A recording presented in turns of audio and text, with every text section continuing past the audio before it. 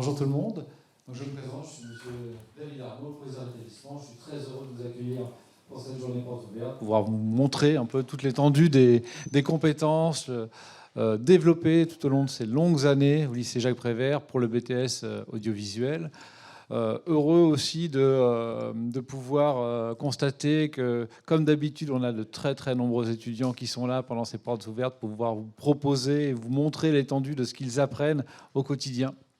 Et puis l'ensemble de l'équipe enseignante qui est toujours aussi mobilisée pour faire de cette filière une filière d'excellence et qui permet de faire rayonner l'établissement bien au-delà du département du 92, de la région parisienne. Donc j'espère que vous allez pouvoir un peu confronter vos ambitions à la réalité. C'est l'objet de ces portes ouvertes. Venir à notre rencontre, poser vos questions, parler de votre parcours. Voilà, vous avez face à vous des étudiants, des enseignants qui sont extrêmement investis. Voilà, c'est le cas de le dire, je le constate. C'est ma deuxième année dans l'établissement. Et on a véritablement, nos étudiants ont une vraie chance de pouvoir profiter d'une expertise, d'un enthousiasme et d'une implication très très forte des enseignants. Quelles que soient les disciplines. Moi, je constate qu'il y a des captations le week-end, le soir. Donc, il y a une très, très grande motivation, que les enseignants sont mobilisés, que les étudiants aussi le sont.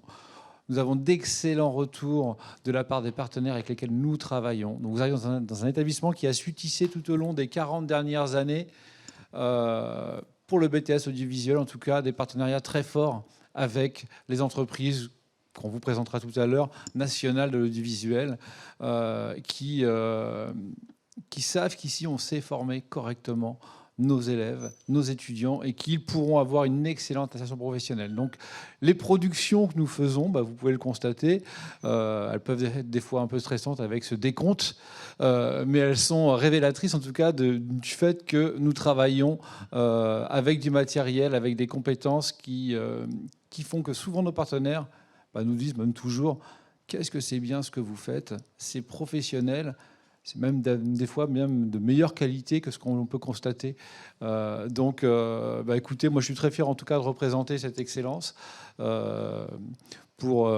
puis de vous présenter, pouvoir faire en sorte qu'aujourd'hui le lycée puisse vous accueillir dans d'excellentes conditions. Soyez, il n'y a pas de mauvaise question, voilà. Soyez curieux, déplacez-vous, allez à la rencontre de toutes les options qui sont proposées, les 5 options. Donc on est des rares établissements en France qui proposent l'étendue complète des options liées au BTS audiovisuel. Donc profitez-en, on n'ouvre pas tous les week-ends, donc soyez curieux, voilà. Devenez acteur et soyez acteur de votre projet, de votre parcours. Et donc voilà, de l'ambition, c'est nécessaire, de la motivation, véritablement. Si ce soir vous arrivez tous avec l'idée d'investir le BTS audiovisuel, tant mieux. Si ce n'est pas du tout ce qui vous plaît, tant mieux. Vous êtes venus, vous êtes confrontés en tout cas à cette réalité. Et ma foi, ça vous permettra aussi de vous positionner comme il le faut et construire un projet qui soit, je l'espère pour vous, en tout cas cohérent, synonyme d'épanouissement. Le lycée Jacques Prévert, c'est aussi un établissement où il fait bon vivre, où il y a un climat, on est extrêmement attaché au fait que chaque étudiant, chaque élève puisse venir dans la sérénité, travailler, s'épanouir et profiter de ce lieu d'apprentissage, mais de vie aussi. Voilà, on y est très attaché pour nos 800 lycéens, nos 400 étudiants. Pour le BTS audiovisuel, vous avez 120 étudiants qui sont en initiale, sous statut scolaire, et puis 80 apprentis. Donc c'est loin d'être négligeable, au contraire. Vous allez voir des locaux, du matériel qui est, je trouve en tout cas, de grande qualité. Alors bon, certains diront qu'il peut encore s'améliorer, mais en tout cas, c'est grâce aux liens qui ont été tissés tout au long de ces années entre les équipes enseignantes et nos partenaires. Et grand nombre de matériels, de dispositifs que vous voyez, on les a bien évidemment grâce à la région Île-de-France qui a investi dans cette formation, mais aussi parce qu'on a su créer des liens très forts avec le monde professionnel. Et ça, c'est dû à nos étudiants, leur implication, qui démontre leur motivation, et aux enseignants. Les enseignants qui, tout au long de ces années, se sont impliqués et ont su créer ces partenariats solides, très forts. Donc c'est une filière qui est reconnue dans le monde professionnel avec une excellente insertion professionnelle. Voilà, j'en dirai pas beaucoup plus. Bienvenue à vous, profitez de cette journée et posez toutes les questions nécessaires à la bonne construction de votre projet. Bienvenue.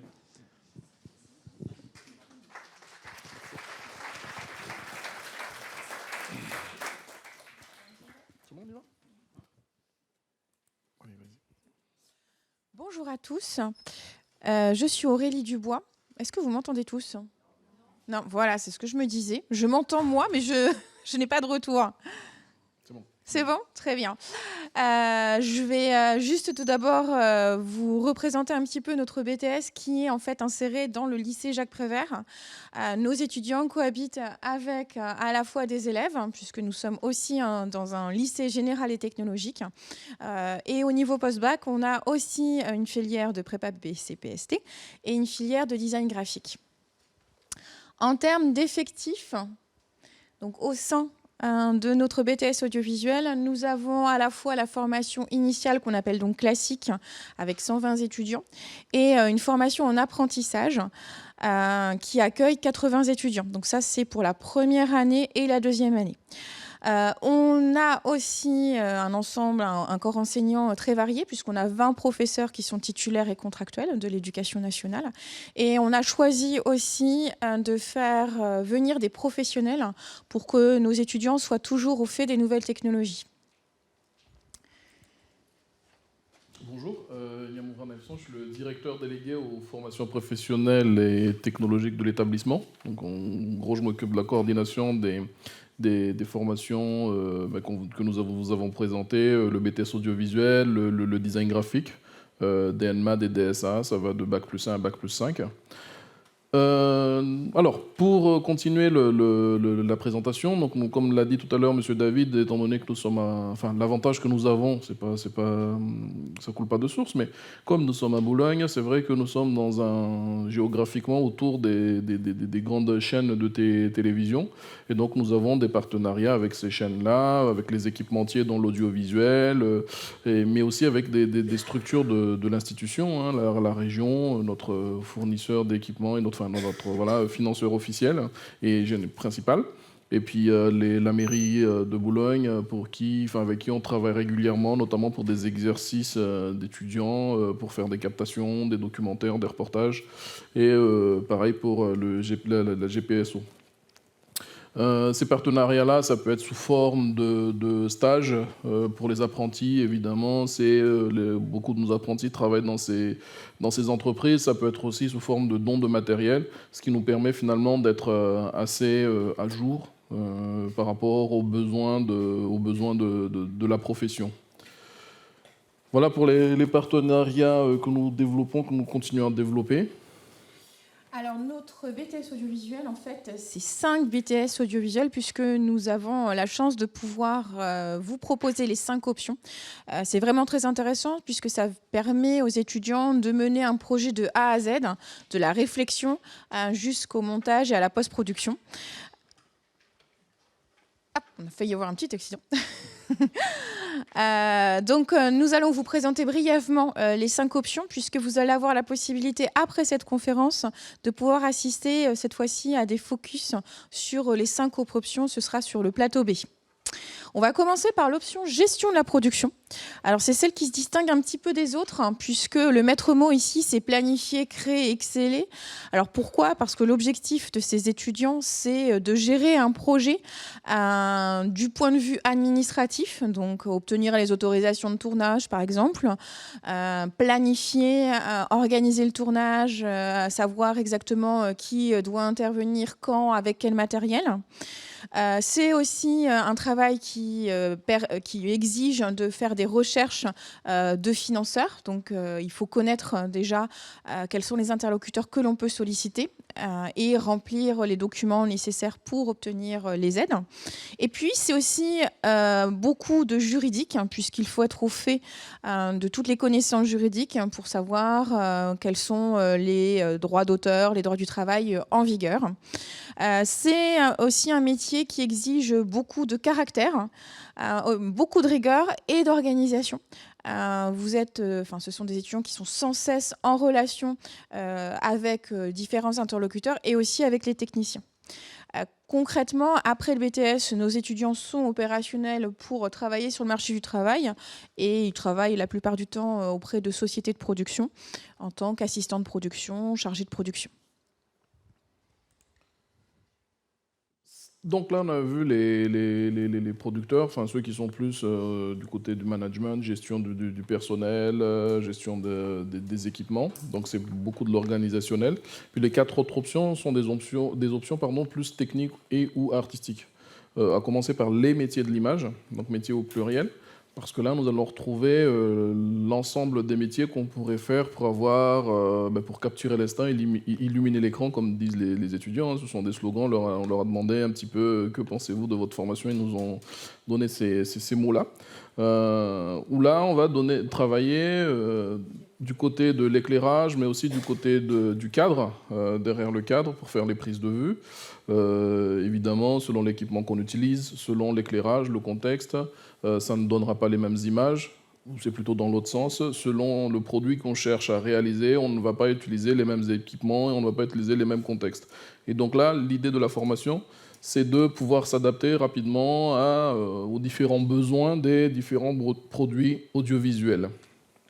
Donc ça, vous verrez tout à l'heure, on va développer ce métier-là tout à l'heure un petit peu plus longuement sur le plateau, notamment sur les aspects professionnels et professionnalisants, sur les métiers, les différents débouchés en termes de métiers sur cette filière.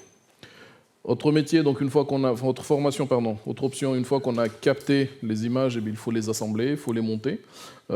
Évidemment, on peut utiliser des images d'archives selon ce qu'on utilise au préalable, des caméras, des appareils photo, quel type de caméra, de grands capteurs, etc., etc. Mais il va falloir monter tout ça pour donner du sens au film.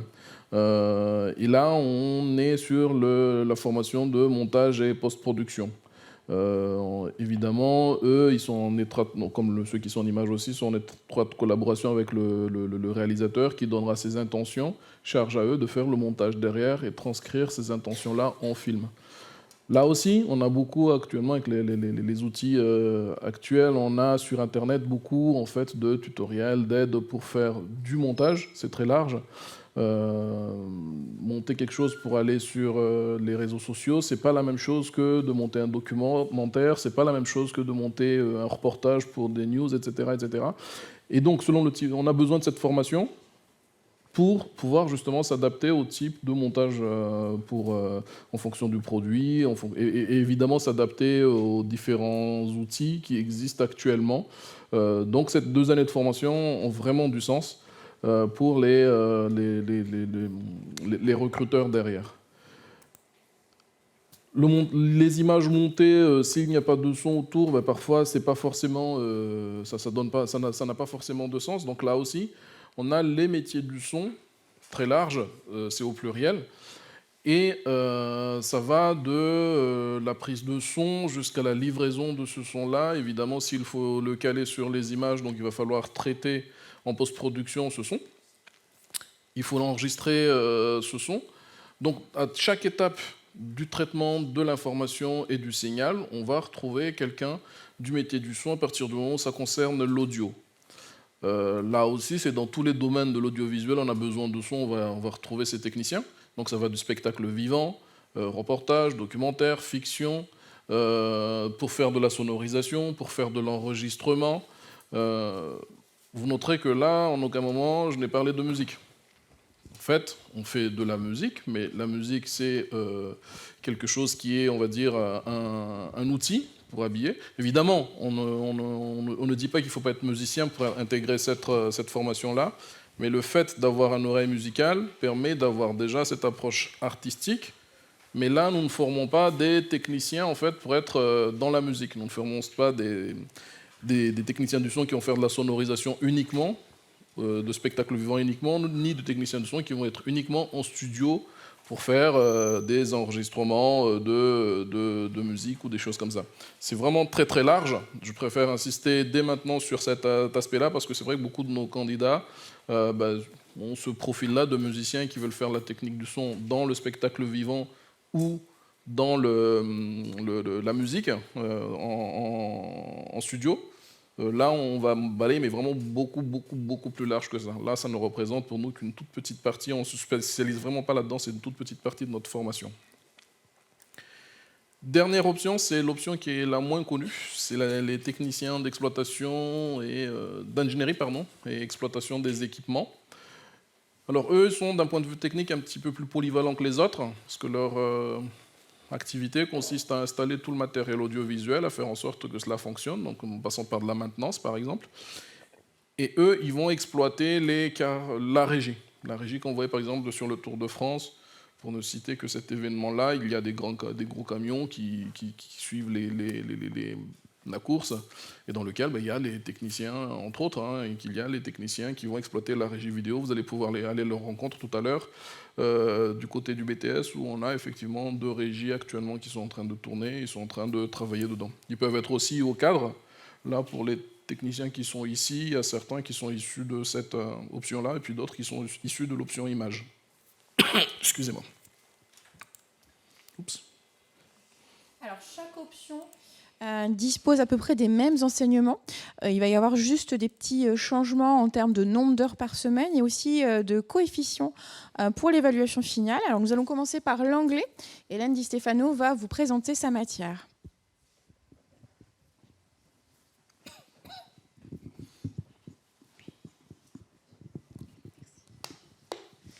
Bien. Bonjour à tous. Alors l'anglais, tout le monde a eu des cours d'anglais, donc je vais surtout insister sur les spécificités de l'anglais en BTS audiovisuel par rapport à ce que vous avez pu avoir au lycée. C'est un anglais qui sera appliqué à l'audiovisuel, c'est-à-dire qu'on va balayer des thèmes qui vont appartenir à la CA, donc culture artistique, à l'EJ, l'environnement économique et juridique. On pourra faire aussi des thèmes qui sont plus axés sur la technique, la TMO. Ça implique bien sûr l'apprentissage d'un vocabulaire qui est souvent nouveau pour les étudiants. La deuxième spécificité de l'anglais en BTS audiovisuel, c'est qu'on met vraiment un focus sur l'oral. Parce que la plupart des techniciens dans le milieu audiovisuel, dans le milieu professionnel, l'anglais qu'ils utilisent, c'est uniquement c'est essentiellement un anglais de communication qui repose essentiellement sur la communication orale. Voilà. Donc on fait beaucoup d'activités en relation avec l'oral pour développer leur aisance à l'oral. Et d'ailleurs, les examens que les étudiants ont à passer en 2e année, qui sont donc des examens en cours de formation, sont 2 situations d'évaluation à l'oral, c'est-à-dire une première de compréhension orale et une deuxième d'expression orale. Voilà. Donc j'aimerais juste insister sur le fait que l'anglais est absolument essentiel pour un technicien de l'audiovisuel. Toutes les documentations techniques des matériels dans n'importe quelle option sont en anglais. Donc c'est absolument indispensable de savoir de se débrouiller un petit peu en anglais. Et aussi la communication entre les techniciens quand vous avez des équipes qui sont internationales, de toute façon, repose sur la communication en anglais. Donc l'impasse sur l'anglais est absolument impensable. Voilà.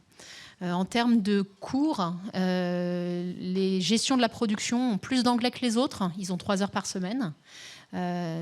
Et par contre, les techniciens ont 1h30 par semaine. Voilà. Merci Hélène. Alors maintenant, nous allons passer à la présentation de la CA par Stéphane Haudegui.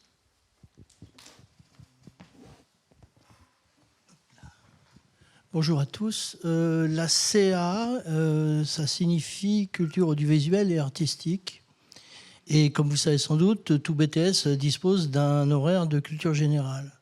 La chance qu'on a dans ce BTS-ci, étant donné l'importance des éléments audiovisuels et artistiques dans notre BTS, c'est qu'on a beaucoup d'heures et que c'est une culture générale appliquée à l'enseignement de l'audiovisuel. Autrement dit, pour une fois, c'est de la culture générale dont le centre serait le cinéma et les arts. Et on compare dans des cours qui sont organisés autour de thématiques comme, je ne sais pas, la couleur ou bien la représentation des femmes. On organise des enseignements autour de ça. Et ça permet aux étudiants de se forger un œil, de se forger une oreille, de se forger une main. Et ça leur permet de faire mieux, nous espérons, leur travail.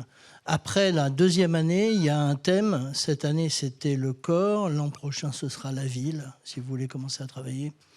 Et on étudie ce thème pendant toute l'année et vous avez 2 épreuves, 2 évaluations, mais ça, c'est pas le plus important.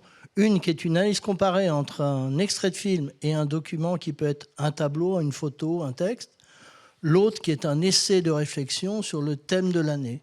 Voilà. Et bon an, mal an, on s'amuse bien. Merci Stéphane. On va continuer les enseignements avec l'EEJ, environnement économique et juridique, qui est de l'économie et du droit appliqué à l'audiovisuel. Alors, comme vous pouvez le constater, les coefficients et les durées hebdomadaires sont différentes, notamment pour la production, l'option gestion de la production, qui consacre 5 heures de sa semaine à cette option. Ça se justifie parce qu'il y a énormément de transversalité avec la TMO dont on vous parlera tout à l'heure. L'objectif, quoi qu'il en soit, quelle que soit votre option, c'est de vous aiguiller sur les problématiques de financement d'un programme audiovisuel, mais aussi et beaucoup sur le côté juridique. Là encore, les droits d'auteur, le droit à l'image, le droit du travail, puisqu'on parle quand même beaucoup du statut d'intermittent du spectacle. À la fin de ces 2 années de EJ pour les options gestion de la production, il y a un écrit qui va permettre d'évaluer les étudiants, qui dure 6 heures et qui en fait s'appuie sur une étude de cas commune avec la TES et l'EJ. En ce qui concerne les autres options qui sont plus techniques, l'objectif est plus de les aiguiller, de leur indiquer en quoi l'économie et le droit de l'audiovisuel peut avoir un impact dans leur pratique professionnelle. Par exemple, on va insister auprès des monteurs sur le floutage d'éléments pour lesquels on n'a pas les autorisations. On va aussi insister sur les droits concernant la musique. L'évaluation, elle aussi, est différente puisqu'on va s'appuyer sur l'épreuve qui a lieu en 2e année qu'on appelle les PCP et on va demander aux étudiants de faire une petite présentation orale d'1 quart d'heure sur l'ensemble des problématiques économiques et juridiques rencontrées pendant cet exercice. Après, nous avons les enseignements plus scientifiques et techniques, notamment la physique. Alors, c'est de la physique appliquée, on fera pas de la chimie. On n'y fait pas de la mécanique, ni de la thermodynamique. C'est vraiment de la physique appliquée à l'audiovisuel. Donc ça va de l'alimentation au traitement de l'information, ce genre de choses. En gestion de production, on n'a pas de physique. En fait, l'enseignement de physique va être inclus dans ce que je présenterai après, la TES. Et sinon, pour les autres options plus techniques, on va dire, effectivement, il y a de la physique. Alors en montage, peut-être c'est un petit peu moins important, donc le niveau d'exigence est moins relevé. Mais sinon, pour les 3 autres, on va s'appuyer réellement sur cette approche plus théorique et calculatoire pour les 2 autres matières suivantes, qui sont la technologie des équipements, donc la TES, technologie des équipements et support, où là, on va faire des analyses de cas sur papier. On va, par exemple, là, on est sur cette captation, on va utiliser tel équipement, est-ce que le signal peut bien aller du point A vers le point B avec telle liaison qui a telle norme. Donc on va faire beaucoup d'études de documents, des calculs de capacité de stockage, de vitesse de transfert, ce genre de choses, consommation électrique, etc., etc. Pour l'évaluation, du coup, la physique et la technologie, ça va être rassemblé pour les 4 options techniques en l'épreuve écrite de 6 heures, la PTES de 6 heures. Évidemment, une épreuve écrite de 6 heures, ça se prépare. Donc là, on passe les 2 années aussi dans cette préparation-là. Et dernière matière, qui est la technique de mise en œuvre, la partie pratique et professionnelle, en fait, qui est propre à chaque option, qui n'est pas, pour le coup, là, c'est la seule matière qui n'est pas transversale. Si on regarde le tableau, on a sur l'ensemble des enseignements, on va dire 3 tiers, c'est regroupé par pôle. L'enseignement dit général, donc l'anglais, la CAA, et pour les techniciens, ça inclut aussi l'EEJ, qui représente 1 tiers des heures de formation par semaine, donc 1 tiers des coefficients, globalement.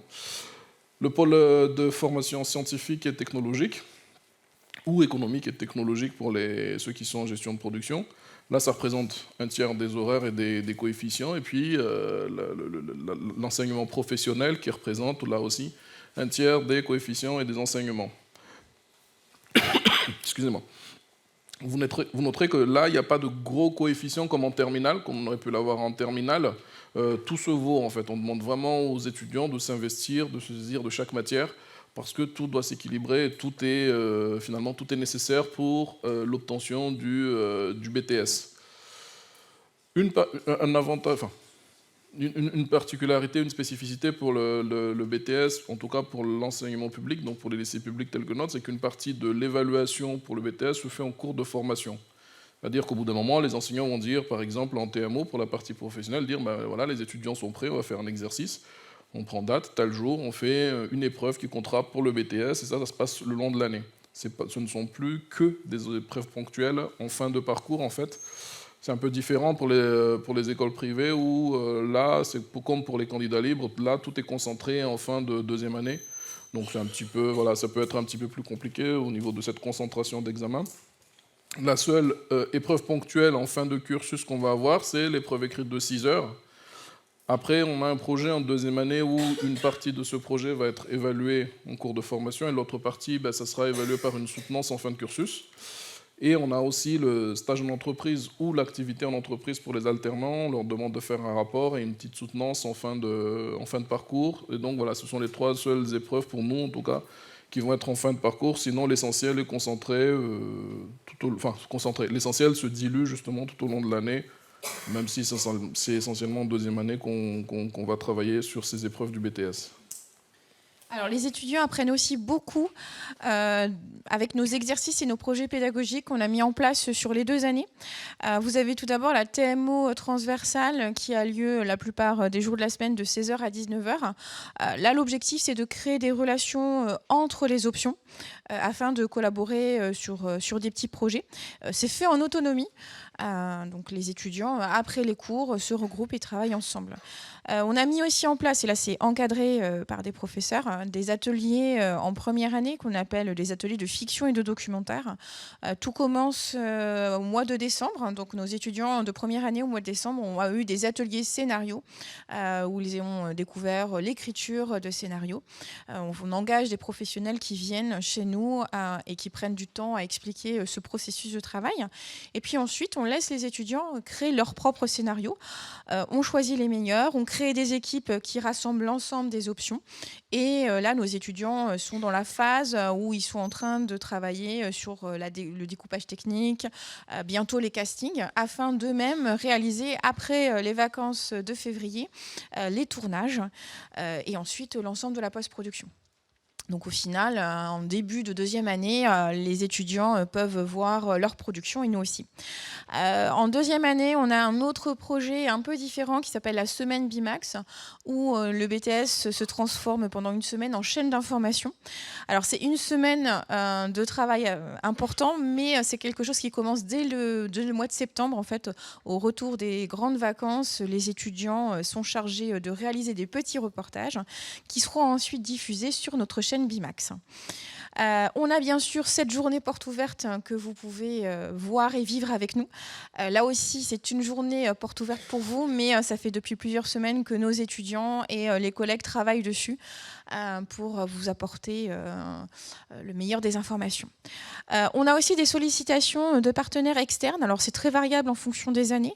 On a de très nombreuses captations dans le domaine sportif, par exemple, dans le domaine du spectacle vivant. Dernièrement, nos étudiants, sur le temps du week-end, c'est vraiment pour le coup des demandes ponctuelles et en dehors du temps scolaire, sont allés capter un ballet.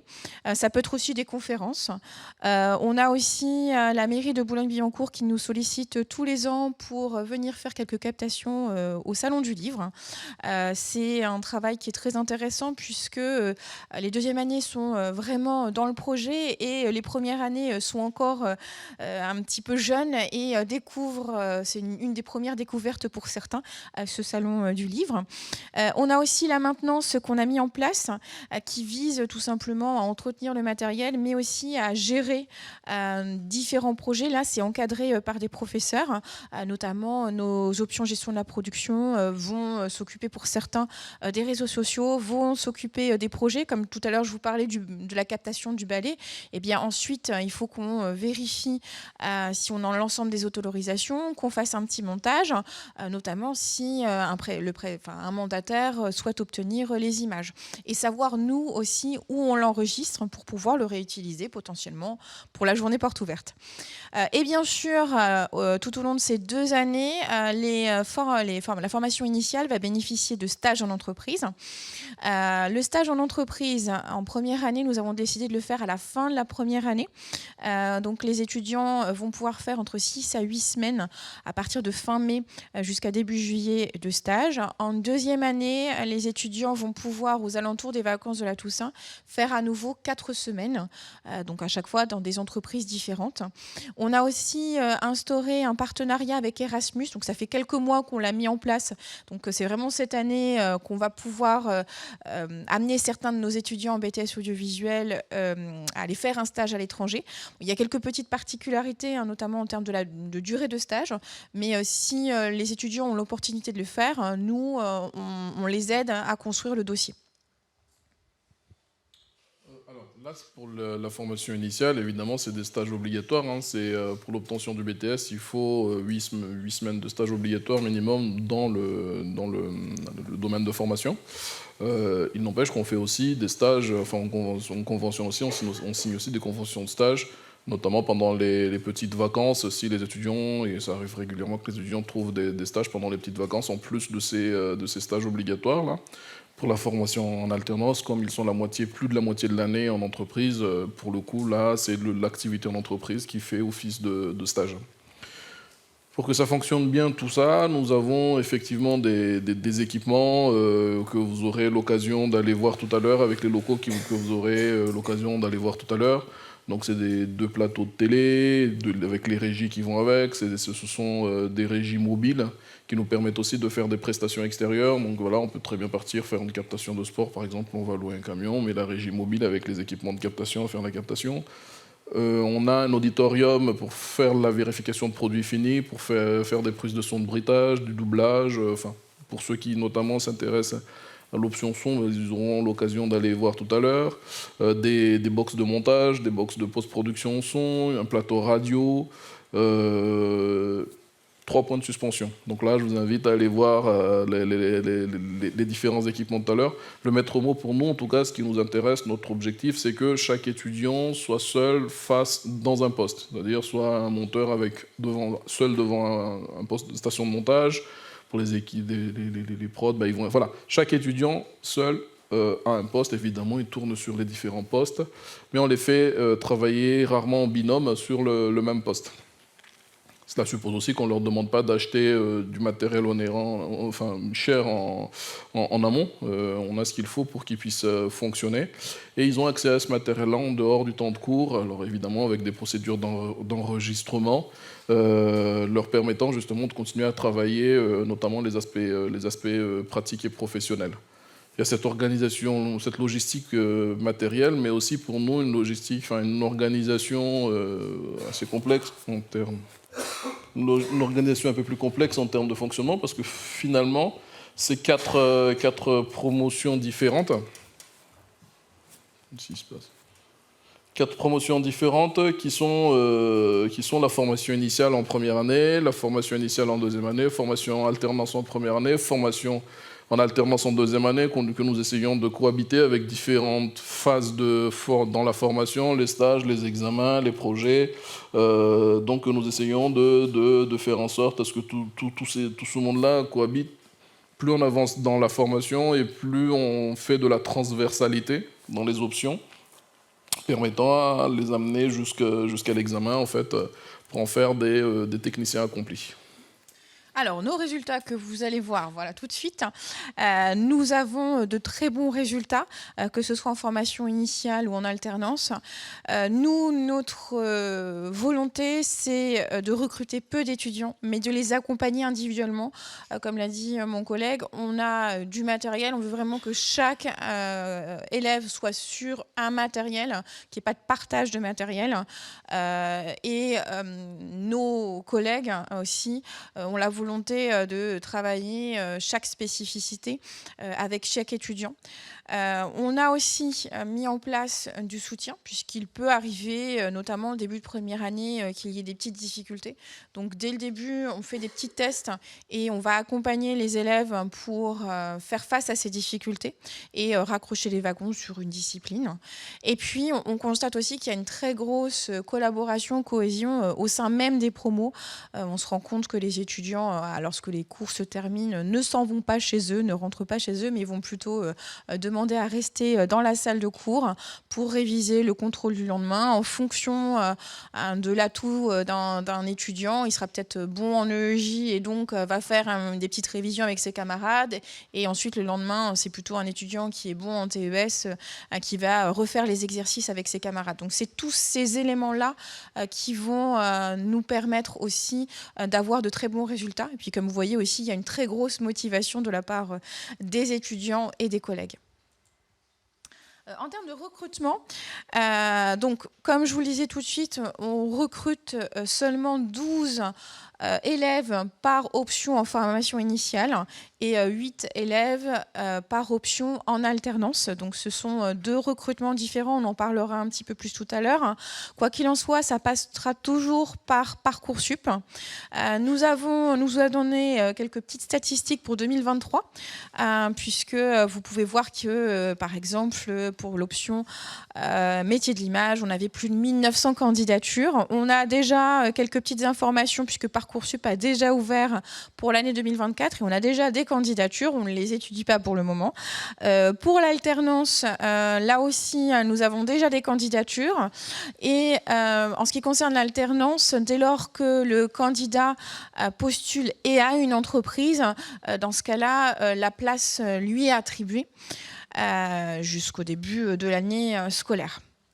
En termes de recrutement aussi, nous respectons le calendrier de Parcoursup. Donc aujourd'hui, nous sommes sur la 2e étape de Parcoursup. En fait, c'est vous qui avez les clés entre vos mains. Vous avez la possibilité d'assister à différentes journées portes ouvertes, rencontrer les conseillers d'orientation pour faire le choix qui vous semble plus judicieux. En ce qui concerne les vœux sur Parcoursup, la spécificité pour le BTS audiovisuel, comme vous l'avez vu tout à l'heure, c'est qu'il y a 5 options. Donc vous devez déjà faire un choix entre ces 5 options. Et après, dès lors que par exemple vous décidez que l'option montage est celle qui vous intéresse le plus, vous avez la possibilité de faire 10 vœux pour cette option. Vous pouvez par exemple décider de mettre en premier Boulogne-Billancourt et d'autres établissements scolaires. On voit aussi pour certaines candidatures des élèves qui décident en plus de l'option montage de postuler pour l'option image. C'est pas incohérent pour nous. En tout cas, ce doublon de vœux, c'est pas incohérent pour nous. Après, c'est juste la motivation aussi qui va importer, puisque normalement, il y a vraiment 2 lettres de motivation différentes qui vont permettre en fait aussi de faire un choix.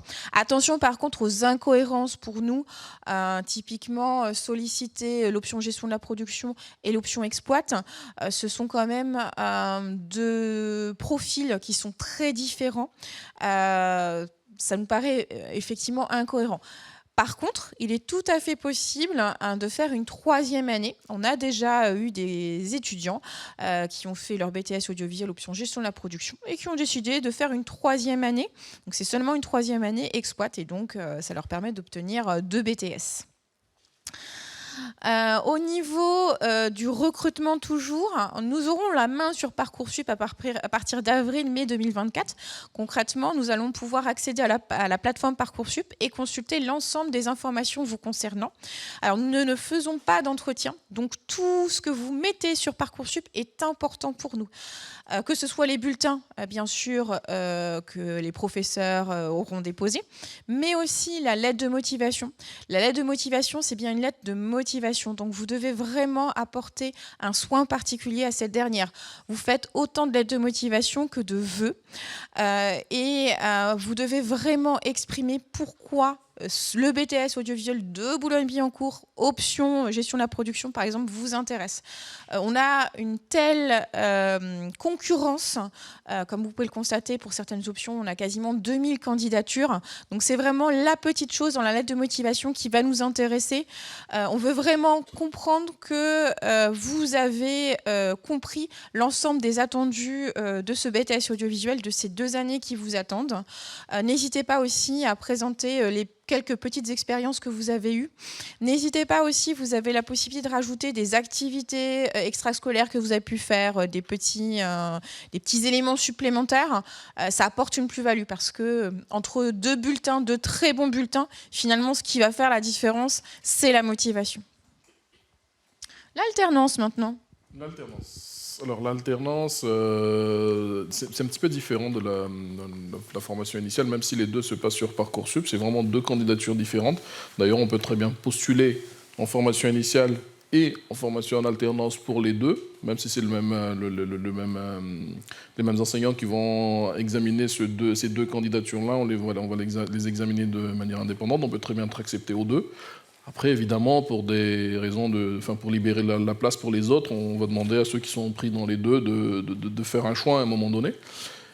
Mais alors, attention pour l'alternance, le calendrier sur Parcoursup, il communique pas trop là-dessus, mais pour nous, du coup, comme ça représente quand même la moitié de la formation que nous avons, c'est important. C'est complètement différent de la formation en initiale. C'est-à-dire qu'en formation initiale, nous allons analyser les dossiers au mois d'avril. Là, pour la formation en alternance, ça y est, c'est ouvert, donc on peut commencer à valider les candidatures dès maintenant. Donc il ne faut surtout pas attendre avril avant de valider les dossiers sur Parcoursup, même si on n'a pas d'entreprise, c'est pas grave, parce qu'en fait, dans un premier temps, nous, on va analyser les candidatures et vérifier si les candidats ont les prérequis académiques ou pas, en termes de notes, en termes d'appréciation, mais aussi en termes de construction du projet de formation. Là, on va un peu plus regarder cet aspect de construction de projet de formation et projet professionnel, tout simplement parce que ceux les profils souvent qui postulent en alternance, ce sont des personnes qui ont peut-être déjà un petit peu plus d'expérience, qui pourraient compenser par ailleurs peut-être des petites faiblesses dans les matières académiques. Mais, et donc voilà, on regarde ça un petit peu différemment. Là aussi, sur la candidature en alternance, on va beaucoup regarder la lettre de motivation, on regardera le CV. Donc, là aussi, quand vous postulez en alternance sur Parcoursup, il y a la possibilité de rajouter des documents annexes, typiquement le CV. Et donc, on va regarder cet ensemble-là pour essayer d'analyser la cohérence de la candidature pour pouvoir valider les prérequis. Une fois qu'on a validé les prérequis, l'étape suivante, c'est que les candidats doivent trouver une entreprise. Et les 8 premiers qui trouvent l'entreprise que nous validons, par ailleurs, les 8 premiers qui trouvent l'entreprise vont intégrer la formation. Alors, est-ce que nous aidons à trouver les entreprises? Oui et non. Oui et non parce que pour nous, en fait, la sélection, elle se fait à ce niveau-là. Comme je vous disais tout à l'heure, on va être peut-être moins exigeant en termes de prérequis académiques. Mais par contre, comme il y a tout simplement parce qu'il y a une vraie sélection derrière sur ceux qui trouvent les entreprises ou pas. Évidemment, des entreprises nous sollicitent pour nous demander si on a des candidats. Alors, il y a plusieurs types de sollicitations. Il y a certaines entreprises qui nous contactent et qui disent, voilà, on aimerait bien avoir tel ou tel profil. Et c'est aussi pour ça que nous regardons plus les profils que réellement uniquement le côté académique. Et dans ce cas-là, on va sélectionner parmi les CV que nous aurons des profils pour les envoyer aux entreprises. Sinon, il y a des entreprises qui nous disent, non, c'est nous qui recrutons, donc envoyez-nous les CV que vous avez sous la main. On envoie l'ensemble des CV. Ou alors, ce qu'on peut faire aussi dans ce cas-là, c'est diffuser auprès des étudiants, des postulants, les annonces que les entreprises nous donnent. Ça arrive, on a ces 3 types de sollicitations au niveau des entreprises. Si vraiment les étudiants qui ont été présélectionnés, donc ou pour qui on a validé les prérequis, excusez-moi, ont vraiment du mal à trouver, dans ce cas-là, on peut leur passer la liste des entreprises avec lesquelles on a déjà travaillé en alternance, en fait. Donc voilà, n'attendez surtout pas pour commencer à prospecter, parce que là, c'est un vrai parcours du combattant. N'attendez surtout pas pour valider les dossiers sur Parcoursup pour que nous, on puisse les étudier en amont le plus rapidement possible, parce que plus vous tardez, plus vous prenez le risque que ça soit déjà plein. En fait, au mois d'avril, Là, ça fait 2 ans que nous sommes sur Parcoursup. En gros, en montage et en image, au mois d'avril, on est plein. Alors que c'est là où, finalement, les dossiers des initiaux vont arriver en masse parce que c'est là où Parcoursup donne le top départ pour les initiaux. Mais on a déjà des candidatures en amont, donc il ne faut surtout pas attendre en fait, pour l'alternance pour valider les dossiers.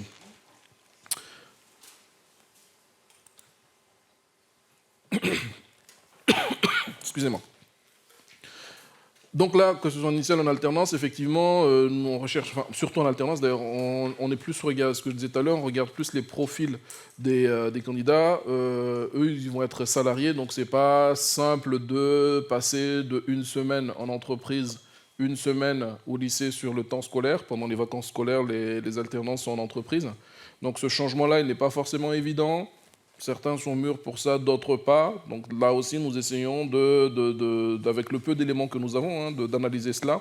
Alors, la candidature en initiale, par rapport à la charte Parcoursup, elle est complètement anonyme. On n'a que des numéros, c'est complètement anonyme pour nous. Donc là, pour le coup, on ne peut pas faire d'entretien, on ne peut pas contacter les candidats parce qu'on n'a pas les coordonnées. Par contre, en alternance, ça n'est pas anonyme, on a les CV, donc parfois il se peut qu'on appelle pour vérifier si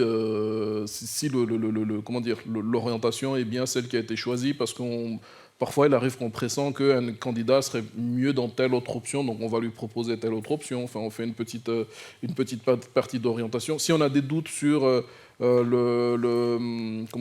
l'appétence à la matière, au domaine en tout cas, là aussi, parfois, on fait il se peut qu'on fasse des entretiens. Ça n'est pas systématique. Ce n'est pas parce qu'on ne vous appelle pas que c'est systématique.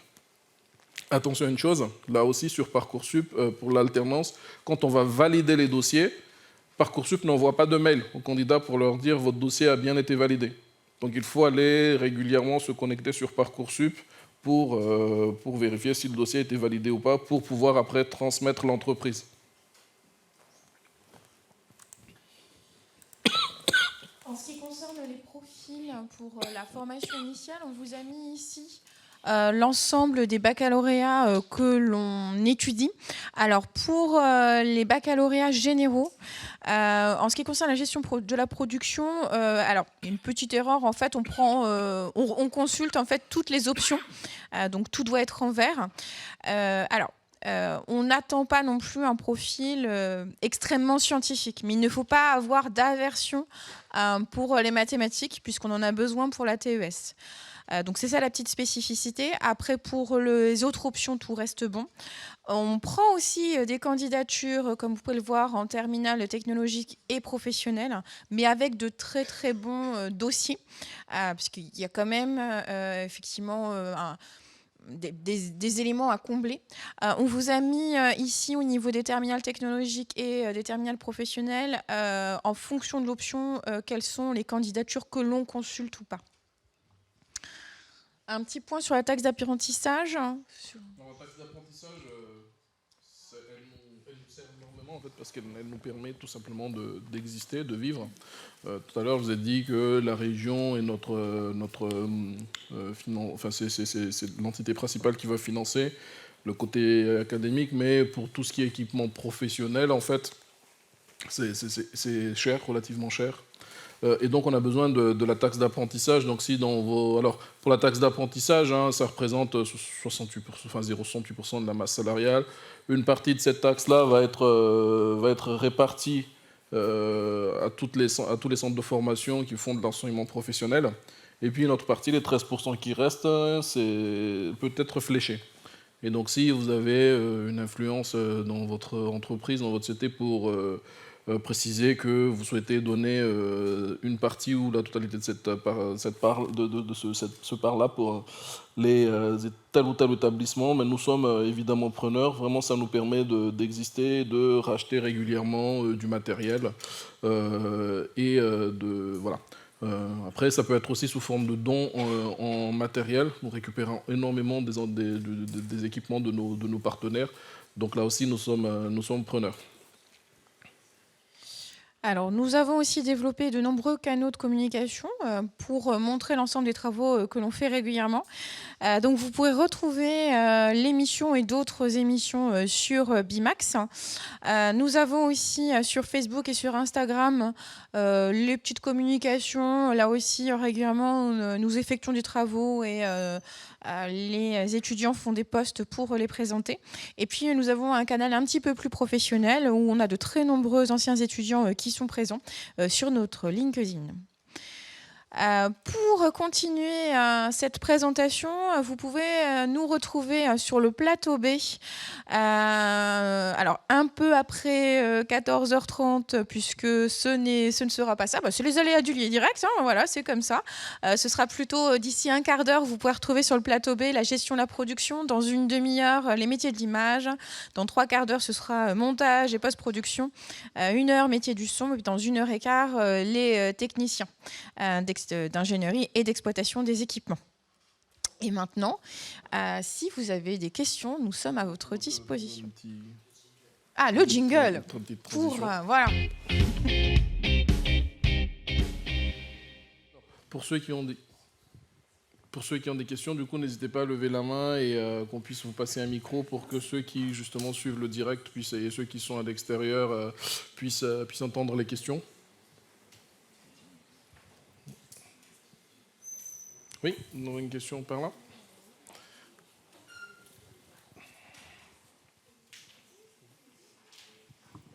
Oui, ça marche pas, je vais pas. C'est bon, c'est bon. Oui, vous avez, par exemple, sur la filière image, il y a à peu près 2000 candidatures. Est-ce qu'on a une idée des notes qu'il faudrait... Enfin, on a bien compris que c'était la motivation, la lettre de motivation qui avait une grande partie dans l'étude du dossier. Mais la moyenne générale qu'il faudrait avoir et dans certaines matières, si vous pouvez préciser ça. Gérer les meilleures notes possibles. Alors effectivement, on fait quand même un premier élagage en regardant les notes obtenues, notamment aux épreuves anticipées. On met une certaine limite, par exemple au niveau du baccalauréat de français, qui est aux alentours de 10, je crois. Donc toutes les épreuves anticipées, pour toutes ces épreuves anticipées, on regarde. On regarde aussi quand même, au-delà des notes, l'appréciation, hein, puisque il est clair que vu nos petites classes, on veut surtout des élèves qui soient assidus, attentifs. Voilà. Donc c'est vrai que pour les résultats... En fait, on ne se fixe pas de limite figée d'une année sur l'autre. On va regarder globalement, vraiment promo par promo, en se disant, voilà, par rapport à ce qu'on voit là, on va fixer cette limite-là, telle note ou telle note. En plus, là, on va regarder les différents profils, parce que maintenant, au bac général, il y a plusieurs bacs différents, on va dire, en fonction des SP et des options. Globalement, oui, c'est en mathématiques, enfin, en tout cas dans les enseignements scientifiques, on va être plus sur, pour ceux qui sont en bac général, avoir plus de la moyenne, entre 10-12, enfin, ça va être la note limite, elle est là, on va dire. Et puis après, en STI, un petit peu plus, 14, en bac pro, 15-16, enfin... En général, quand on fait cette étude-là, en fait, on se réunit entre enseignants en disant voilà les premiers, on regarde voilà les premiers résultats de Parcoursup, où est-ce qu'on fixe la limite. Et encore une fois, ça n'est pas une limite figée parce que quelqu'un qui peut avoir une défaillance dans une note pour une matière un petit peu en dessous de cette limite-là finalement, mais qui montre une vraie appétence au métier, ça compensera et on sélectionnera quand même. On regarde aussi les appréciations qui sont données en conseil de classe, puisque le proviseur donne différentes appréciations favorables, défavorables. Bon, il est clair que défavorables, on ne regarde pas du tout. Il n'y a pas de tout deuxième round. On passe de 2000 à 12 personnes. Si, en fait, concrètement, nous, on étudie les 2000 candidatures.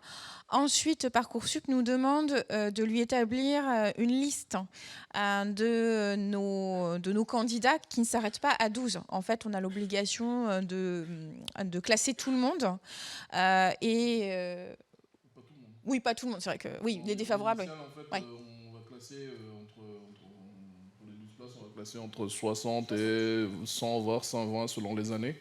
Et après, par contre, là, c'est un classement. Et puis après, c'est les candidats, les premiers classés qui vont dire oui, non, et au fur et à mesure, on descend.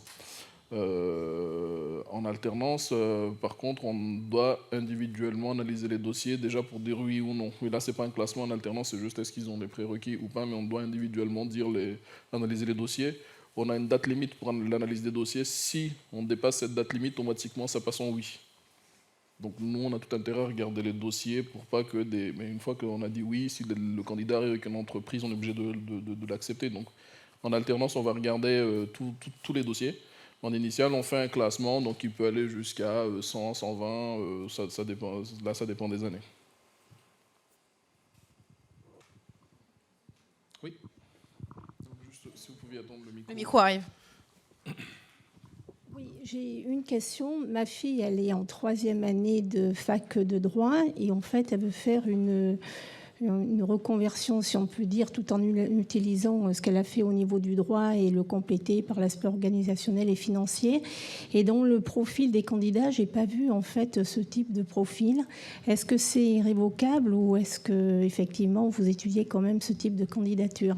Alors, d'emblée, ça va être de l'alternance, puisque en formation initiale, on s'arrête à l'étude des dossiers après un bac plus 1. C'est-à-dire qu'on considère qu'effectivement, après le baccalauréat, certains ont pu faire une formation qui ne leur a pas plu. Et donc, ils ont la possibilité de recandidater en formation initiale 1 an après l'obtention de leur baccalauréat. Pour les autres, là, on va laisser quand même la place aux néo-bacheliers. Les autres, on leur laisse seulement la possibilité de postuler en alternance. En ce qui concerne la formation juridique, c'est vrai que ce profil-là va plutôt intéresser la gestion de la production.